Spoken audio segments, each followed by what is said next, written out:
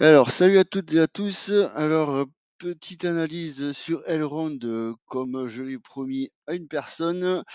Il faut savoir que c'est une valeur que moi, à la base, je ne suis pas. Je la regarde depuis juste 2 jours. J'y ai mis des marqueurs qui me semblent potentiellement intéressants. On va commencer donc en moi et j'affiche mes marqueurs. Donc, comme c'est une valeur qui est relativement jeune, j'ai pas beaucoup de détails au niveau RSI. Tout ce que je vois, moi, c'est que la Tenkan est au-dessus de la Kinjun. Je ne vois pas le Kumo. Voilà. La Shiku, elle, est derrière le cours, bien sûr. Après, est-ce qu'elle est au-dessus du Kumo ou pas? Je n'en sais rien. Au niveau des lignes de Bollinger, c'est pareil, je n'ai aucun visuel. Vis-à-vis de mes marqueurs, j'ai mis mes marqueurs sur des points de contact, c'est-à-dire soit des croisements, soit des endroits où il y a des pics, comme là. Voilà, et il y a aussi du point de contact. Voilà, ça c'est ma façon à moi de faire. En moi, je peux pas vous dire. Tout ce que je peux vous dire, c'est Tenkan Kinjun, ça a l'air relativement propre et ça a l'air de vouloir pousser. Après, pour ça, il me faut avoir le Kumo, un visuel, ce que je n'ai pas. Alors, en weekly, qu'est-ce que ça dit en weekly? En weekly, alors le cours est au-dessus du Kumo.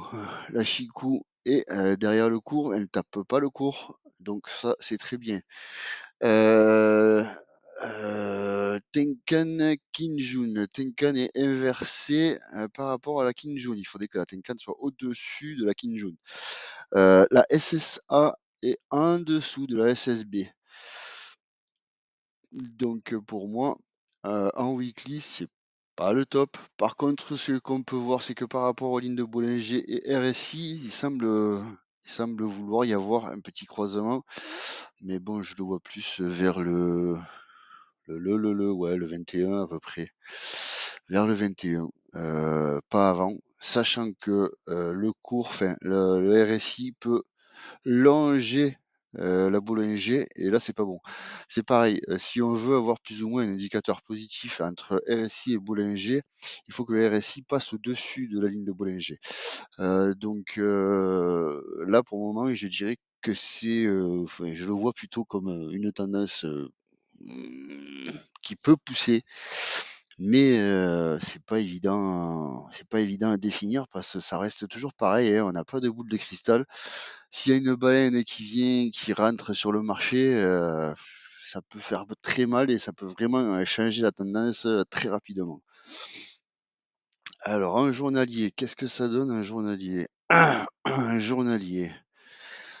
Alors, journalier. Alors, Tenkan, Kinjun, nickel. Voilà. Par contre, le cours rentre dans le Kumo, ce qui indique plutôt une tendance neutre. Quand je parle de neutre, c'est-à-dire que le cours, s'il se balade dans le Kumo ici, là, ça va faire plutôt une période de range. Après, il y a un truc très important à vérifier, c'est l'Ashiku. L'Ashiku, il est en train de taper la Kinjun. Alors, est-ce qu'elle va prendre un rebond et descendre, ou est-ce qu'elle va simplement la traverser? De mon point de vue à moi, je dirais que potentiellement elle va la traverser. Le RSI et le Bollinger, pareil, on dirait qu'ils vont croiser, mais je pense que il y a des gens qui sont sur le marché et qui ne veulent pas en fait que ça se casse plus ou moins la gueule, même s'il y en a qui veulent que ça se casse la gueule. Pour moi, je vois plus le RSI faire une petite boucle comme ça, pendant que la ligne de Bollinger va continuer à monter. La SSA est bien placée, la SSB aussi. Tenkan Kinju, ok. SSA, SSB, ok. Le coup rentre dans le Kumo, c'est moyen, c'est neutre. La Shiku est en train de taper la Kinjun, ça reste à voir. Bon, en daily, c'est tout ce que moi je peux vous dire. Après, en 4 heures, qu'est-ce qu'on a? 4 heures, ouais, bon, 4 heures, c'est pas phénoménal. En 4 heures, c'est pas phénoménal. SSB en haut, SSA en bas, ça pas bon. Tenkan Kinjun inversé, pas bon. Le cours au-dessous, en dessous du Kumo, pas super. La Shiku dessous le cours, qui est dessous la Tenkan et dessous la Kinjun, c'est pas super non plus. Et au niveau de la ligne de Bollinger et du RSI, on dirait que ça croise et ça recroise et ça croise et ça recroise.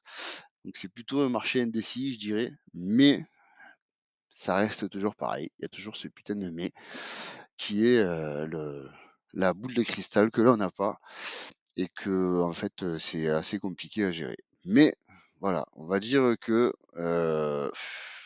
moi je vois plutôt une tendance neutre. Voilà, c'est mon point de vue à moi.